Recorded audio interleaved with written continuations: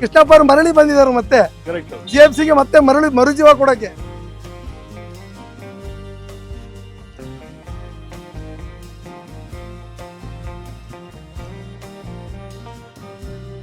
Sunday ನೀವು ಯಾರ ಸಂಧಿ ಲೇಟ್ ಮಾಡಂಗಿಲ್ಲ, ಚಕ್ ಚಕ್ ಚಕ್ ಚಕ್ ಅಂತ ಮಾಡಿ ಮುಗಿಸ್ಬಿಡ್ತಾರ ಅಷ್ಟೇ ಕೆಲಸ. ಚಕ ರೆಡಿ ಇದ್ಬಿಟ್ರಿ ನೀವು ಒಂದ್ 20 ನಿಮಿಷದಲ್ಲೆಲ್ಲ ಪಟಾಪಟ ಅಂತ ಮಾಡಿ ಮುಗಿಸ್ಬಿಡ್ಬೋದು. ಕ್ಯಾಪ್ಸಿಕಮ್ ಎಲ್ಲ ಕರ್ಗೋಯ್ತು ನೋಡಿದ್ರ. ನಿಮ್ಗೆ ನಮ್ಮ ಪೌಡರ್ಗಳು ಎಲ್ಲಾನು ಡ್ರೈಯೇ, ಯಾವುದು ವಿತೌಟ್ ಡ್ರೈ ಯಾವ್ದು ಇರಲ್ಲ ನೋಡಿ. ಈ ತರ 1 kg ತಂದು ಮನೆಯಲ್ಲಿ ಮಾಡ್ಕೊಂಡು 5 ರಿಂದ 6 ಜನಕ್ಕೆ ಆಗುತ್ತೆ. ಇದು GFC ಹೋಟೆಲ್ ಸ್ಟೈಲ್ ಇದು. ನಮ್ಮ ಹತ್ರ ಬಂದು ತಗೋಬಹುದು, ಬೇಡ ಅಂದ್ರೆ ನಿಮ್ಮನೇಲೆ ಹೋಗಿ ಮಾಡಿಕೊಳ್ಳಬಹುದು. ಇದು ಹೋಟೆಲ್ ಸಿಗುತ್ತೆ, ನಮ್ಮ ಹೋಟ್ಲಲ್ಲೂ ಸಿಗುತ್ತೆ. Super sir.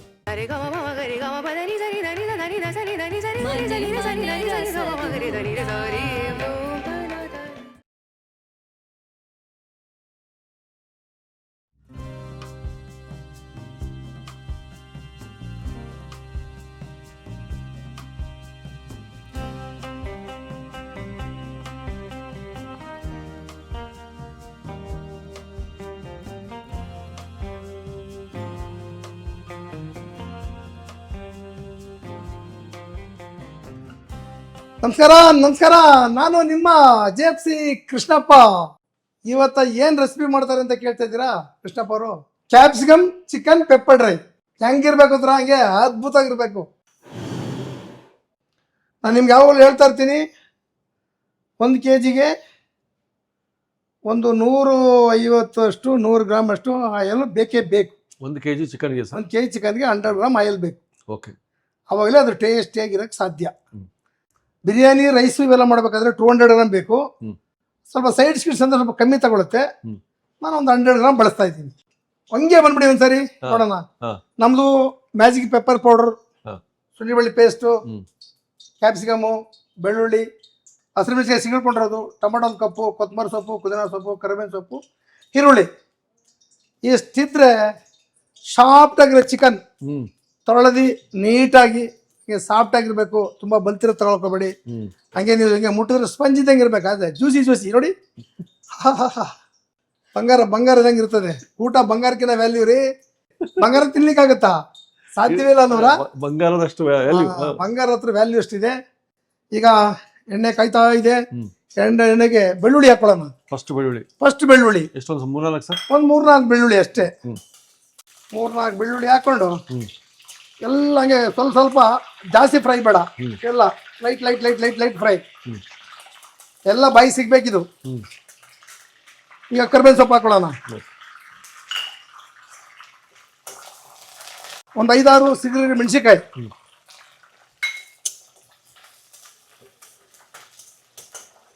ಚಕ ರೆಡಿ ಇದ್ಬಿಟ್ರಿ ನೀವು ಒಂದು 20 ನಿಮಿಷದಲ್ಲೆಲ್ಲ ಪಟಾಪಟ ಅಂತ ಮಾಡಿ ಮುಗಿಸ್ಬಿಡ್ಬೋದು.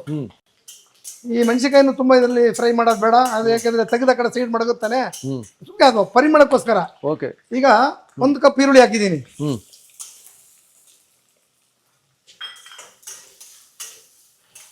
ಒಂದು ಕಪ್ ಈರುಳ್ಳಿ ಸ್ವಲ್ಪ ಲೈಟ್ ಆಗಿ ಬ್ರೌನ್ ಬಣ್ಣಕ್ಕೆ ಬರಲಿ. ಲೈಟ್ ಆಗಿ ಸ್ವಲ್ಪ ಕೊತ್ತಂಬರಿ ಸೊಪ್ಪನ್ನು ಹಾಕೋಣ.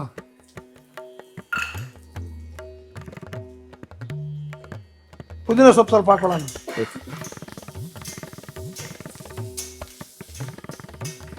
ಸ್ಲೈಸ್ ತರ ಕಟ್ಕೊಂಡಿರೋದು ಕ್ಯಾಪ್ಸಿಕಮ್ ಹಾಕೊಳ್ಳೋಣ.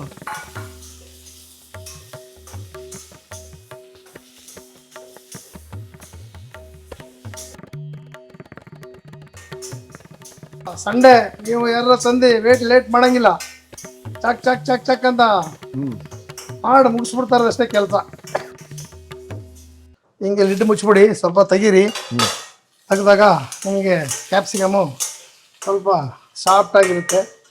ಅವಾಗ 1 ಸ್ಪೂನ್ ಬೆಳ್ಳುಳ್ಳಿ ಪೇಸ್ಟ್ ಹಾಕೊಂಡು ಸ್ವಲ್ಪ ಅರಿಶಿಣ,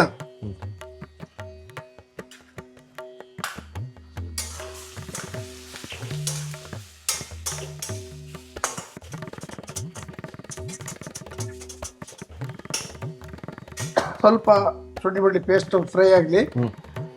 ಈಗ 1 ಕಪ್ಪು ಟೊಮೆಟೊ ಸೇರಿಸ್ಕೊಳ್ಳೋಣ. ಒಂದು 2 ಟೊಮೆಟೊನ ಅದು. ಹಾಂ, 2 ಟೊಮೊಟೊ ಸೇರಿಸ್ಕೊಂಡು ಸ್ವಲ್ಪ ಲೈಟಾಗಿ ನೀರನ್ನು ಆ್ಯಡ್ ಮಾಡೋಣ.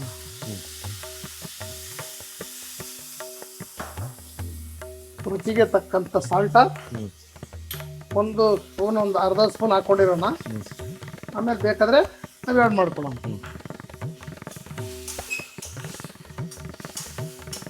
ಕ್ಯಾಪ್ಸಿಕಮ್ ಎಲ್ಲ ಕರ್ಗೋಯ್ತು ನೋಡಿದ್ರ. ಹೌದು. ಈ ಸಮಯದಲ್ಲಿ ಕರೆಕ್ಟಾಗಿ ನಾವು ಅಮ್ಮ ಚಿಕನ್ನ ಸಾಫ್ಟ್ ಆಗಿರೋ ಚಿಕನ್ ನೋಡಿ ಹೆಂಗೆ ಪಳ ಪಳ ಪಳ ಪಳ ಹೊಳಿತಾ ಇದೆ ನೋಡಿ. 1 kg ಅಲ್ಲ ಸರ್? ಹಾಂ, 1 kg ಚಿಕನ್ನ ನಾವು ಸಂಪೂರ್ಣವಾಗಿ ಬಳಸಿದ್ದೀವಿ. ನಾವು ಯಾವತ್ತೂ ಕಮ್ಮಿ ಮಾಡಲ್ಲ, ನೋಡಿದಿರಲ್ಲ. ಹೌದೌದು. ಒಂದು 5 ಜನಕ್ಕೆ ಆಗುತ್ತೆ ಗ್ಯಾರಂಟಿ. ಲೈಟಾಗಿ ನೀರನ್ನು ಸೇರಿಸಿ ಹೇಗಿದೆ ನೋಡ್ತಾ ಇದ್ರೇನೆ ಹಂಗೆ. ಆದ್ರೂ ನೋಡ್ತಾ ಇದ್ರೆ ಏನು ಲುಕ್ ಇದೆ ನೋಡಿ, ಕರೆಕ್ಟ್ ಲುಕ್ ಅಂಡ್ ಫೀಲ್ ಇದೆ. ಈಗ ಆರಾಮಾಗಿ ನೀವು ಚಿಕನ್ನ ಹಿಡ್ಡನ್ನ ಮುಚ್ಚಿಬಿಟ್ಟು ಹಿಂಗೆ ಮುಚ್ಚಿಬಿಟ್ಟು ಸ್ವಲ್ಪ ಸಿಮ್ ಕಮ್ಮಿ ಮಾಡಿಬಿಡೋದು. ಕ್ಯಾಪ್ಸಿಕಮ್ ಪೆಪ್ಪರ್ ಚಿಕನ್ ನೀನು 10 ನಿಮಿಷದಲ್ಲಿ ರೆಡಿ ಆಗೋಗ್ತದೆ.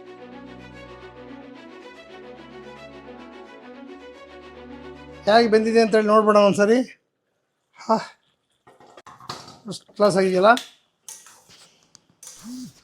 ಎಲ್ಲ ಡ್ರೈ ಚೆನ್ನಾಗಿ ಕ್ಯಾಪ್ಸಿಕಮ್ಮು ಚಿಕನ್ನು ಎಲ್ಲ ನಿಮಗೆ ಸೂಪರಾಗಿ ಬೆಂದಿದೆ ನೋಡಿ. ಹೇಗಿದೆ ನೋಡಿದ್ರ.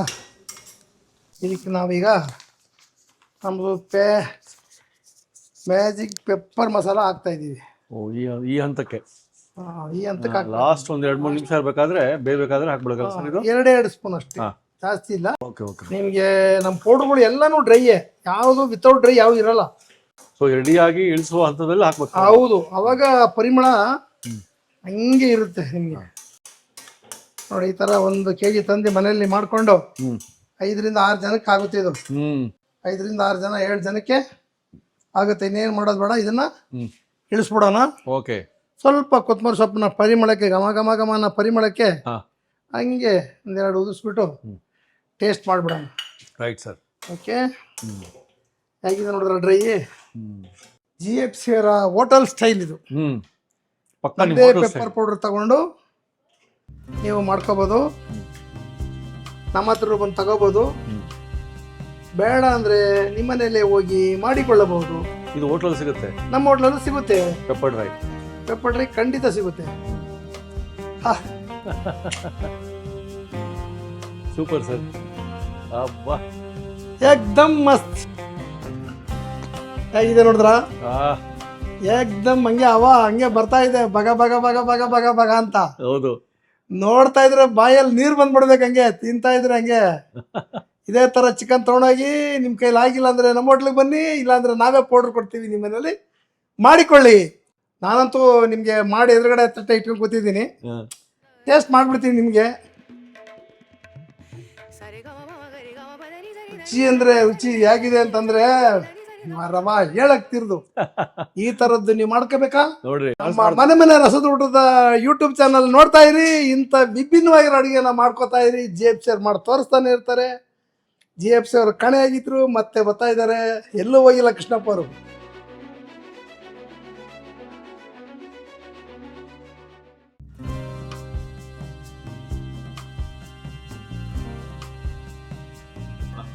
ವೀಕ್ಷಕರೇ ನೋಡಿ, ಇಲ್ಲಿ ನಿಮ್ಮ GFC ಕೃಷ್ಣಪ್ಪ ಅವರು ಉಳ್ಳಾಳಲ್ಲಿ GFC ಒರಿಜಿನಲ್ ಕೃಷ್ಣಪ್ಪಾಸ್ ಬಿರಿಯಾನಿ ರೆಸ್ಟೋರೆಂಟ್ ಶುರು ಮಾಡ್ಯಾರೆ. ಜನವೋ ಜನ ಜಂಗುಳಿ ಇವತ್ತಿಂದ ಶುರು ಇದೆ. ನೀವು ಅದು ಅಡ್ರೆಸ್ ಗೂಗಲ್ ಲೊಕೇಶನ್ ಕೊಟ್ಟಿರ್ತೀನಿ, ಹೋಗ್ಬಿಟ್ಟು ಟೇಸ್ಟ್ ಮಾಡಿ. ಮಟನ್ ಬಿರಿಯಾನಿ, ಚಿಕನ್ ಬಿರಿಯಾನಿ ಪ್ರಿಯರಿಗೆ ಹಬ್ಬ.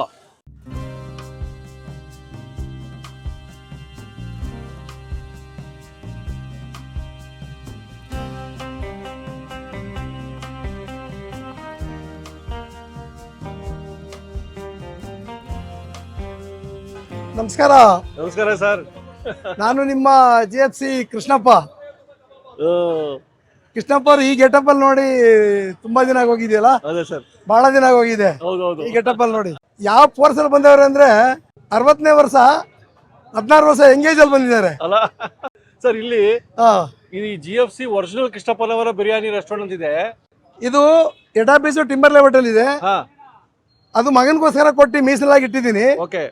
ಕೃಷ್ಣಪ್ಪ ಅವ್ರಿಗೊಂದು ಸ್ಥಳ ಬೇಕಾಗಿತ್ತು ಕುತ್ಕೊಂಡು ಇರೋದಕ್ಕೆ. ಹೌದು. ಜನ ಬಂದು ಮಾತಾಡ್ಸೋರ್ಗೆ ಅವ್ರಿಗೆ ಇವ್ರಿಗೆ ಎಲ್ಲರಿಗೂ ಹಾ. ಬಹಳ ಜನ ಬೇಜಾರು ಮಾಡ್ಕೊಂಡ್ಬಿಟ್ಟಿದ್ರು. GFC ಕೃಷ್ಣಪ್ಪ ಅವ್ರ ಎಂಡಿಂಗ್ ಜೀವನ ಇರೋವರೆಗೂ ಇಲ್ಲೇ ಇರ್ತಾರೆ. ನೋಡಿ ಹೇಳಿದ್ರು ಬಾಸ್ ಹೇಳಿದ್ರು ನೋಡಿ, ಎಲ್ಲೂ ಹೋಗಲ್ಲ, ಇಲ್ಲೇ ಇರ್ತಾರೆ. ಇಲ್ಲಿ ಮಾಮೂಲಿ ಎಲ್ಲಾ ತರದ್ದು ಬಿರಿಯಾನಿ ಸಿಗುತ್ತೆ. ಇಲ್ಲಿ ಇನ್ನೊಂದು 2 ದಿವಸ 3 ದಿವಸ ತುಂಬಾ ಬಿಸಿ ಇರ್ತದೆ. ಇದಾದ್ಮೇಲೆ ನಾನು ಸಿಟ್ಟಿಂಗ್ ಕೊಡ್ತಾ ಇದ್ದೀನಿ. ಇಲ್ಲಿ ಬಂದು ಆರಾಮಾಗಿ ಕುತ್ಕೊಂಡು ಕೋಂಬೋ ಸಿಸ್ಟಮ್ ಅಲ್ಲಿ ಊಟ ಮಾಡ್ಕೊಂಡು ಹೋಗ್ಬೋದು, ಎಂಜಾಯ್ ಮಾಡ್ಬೋದು, ಮಾತಾಡ್ಬೋದು. ಕೃಷ್ಣಪ್ಪರ ಹತ್ರ ಎಲ್ಲಾ ತರದ ಅನ್ಕೊಂಡು ಮಾಡ್ಕೊಟ್ಟಿದ್ದೀನಿ. ಇಲ್ಲಿ ನಮ್ದೇ GFC ಮಸಾಲಾ ಬಿರಿಯಾನಿ ಇರ್ತದೆ. ಇಲ್ಲಿ ಏನಕ್ಕೋಸ್ಕರ ಬಂದಿದ್ದೀನಿ ಅಂತ ಇನ್ನೂ ವಿವರವಾಗಿ ಹೇಳೋಂಥದ್ದು ಇದೆ. ಅದು ಹೋಗ್ತಾ ಒಳ್ಳೆ ಹೇಳೋಣ. ನಿಮ್ಗೆ ಯಾವ್ದೇ ಮಸಾಲಾ ಪೌಡರ್ ತಗೊಂಡ್ರು ನಮ್ದು ಎಲ್ಲ ಒಂದಕ್ಕೊಂದು ಫ್ರೀ ಇದೆ. ಇದು 3 ತಿಂಗಳ ಕಾಲ ಫ್ರೀ ಇರ್ತದೆ, ಒಂದೆರಡಲ್ಲ. ನೀವು GFC ಸಂಬಂಧಪಟ್ಟ ಮಸಾಲ ಯಾವ್ದೇ ತಗೊಂಡ್ರು ನೀವು 3 ತಿಂಗಳ ಕಾಲ 1 kg ತಗೊಂಡ್ರೆ 1 kgನೇ ಫ್ರೀ ಇರ್ತದೆ. ಇದು ಯಾವ್ದೋ ಒಂದು ಚಾಲೆಂಜ್ಗೋಸ್ಕರ ಇಲ್ಲಿ ಬಂದು ನಾನು ಮಾಡಿದ್ದು. ನನ್ಗೇನಿದ್ರ ಅವಶ್ಯಕತೆ ಇರ್ಲಿಲ್ಲ. ಕೈ ಬೀಸಿ ಕೆಲವರು ದುಷ್ಟರುಗಳು ಇರ್ತಾರೆ, ಕೈ ಬೀಸಿ ಕರಿತಾ ಇರ್ತಾರೆ.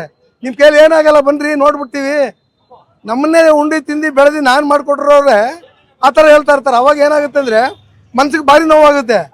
ನಮ್ಗೆ ವಯಸ್ಸಾಗೋಯ್ತಾ ಏನು ಸಮಾಚಾರ ಅಂತೇಳಿ ಅದಕ್ಕೋಸ್ಕರ ಮರಳಿ ಬಂದಿದ್ದೀನಿ ಇಲ್ಲಿಗೆ.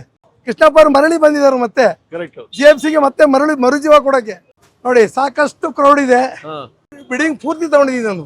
ಫುಲ್ ಬಿಲ್ಡಿಂಗ್ ತಗೊಂಡಿದ್ದೀನಿ. ಮನೆ ಕನ್ನಡ ಇದು ಎಲ್ಲ ಸೇರಿ ಫುಲ್ ಬಿಲ್ಡಿಂಗ್ ಇದೆ. ಹೋಟ್ಲೇ ಇರುತ್ತಾ ಮನೆ? ಮನೆ ನಂದೇ, ನಾನು ಇರ್ತೀನಿ, ಇಲ್ಲೇ ಇರ್ತೀರಾ? ಇಲ್ಲೇ ಬಂದ್ಬಿಟ್ಟಿದ್ದೀನಿ. ಹೌದಾ? ಕಂಪ್ಲೀಟ್ ಇಲ್ಲಿ. ಹೌದು, ರಿಯಲಿ ಇಲ್ಲೇ ಬಂದ್ಬಿಟ್ಟಿದ್ದೀನಿ ನಾನು ಕಂಪ್ಲೀಟ್ ಆಗಿ. ಕಾಯಕಕ್ಕಾಗಿ ಇಲ್ಲಿ ಶಿಫ್ಟ್. ಹೌದು.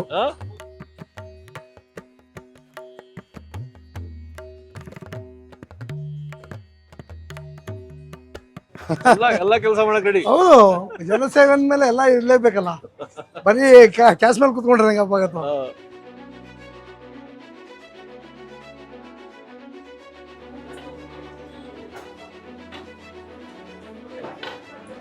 ಕಬಾಬ್ ಮಸಾಲ ನಿಮ್ಗೆ ಗೊತ್ತೇ ಇದೆ.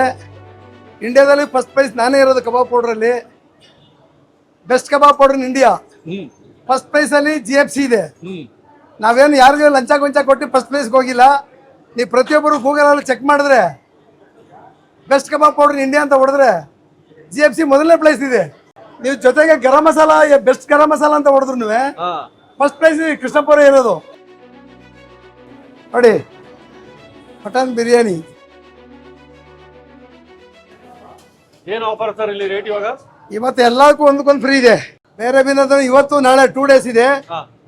ನೆಕ್ಸ್ಟ್ ಆದ್ಮೇಲೆ ಮಾಮೂಲಿ ರೆಗ್ಯುಲರ್ ರೇಟ್ ರನ್ ಆಗುತ್ತೆ.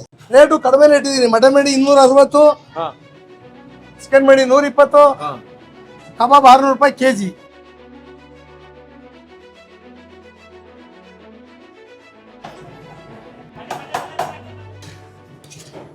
ಮಟನ್ ರೆಗ್ಯುಲರ್ ಆಗಿ ಬಹಳ ವರ್ಷದಿಂದ ಕೊಡ್ತಾರೆ. ಅವರೇ ಬಹಳ ವರ್ಷದಿಂದ ನಮಗೆ ಮಟನ್ ಸರ್ವೈಸ್ ಮಾಡ್ತಾ ಇರ್ತಾರೆ. ನಾವು ರೆಗ್ಯುಲರ್ ಇರ್ತಾರೆ, ಅವ್ರ ಹತ್ರನೇ ಮಟನ್ ತಗೊಳ್ಳೋದು.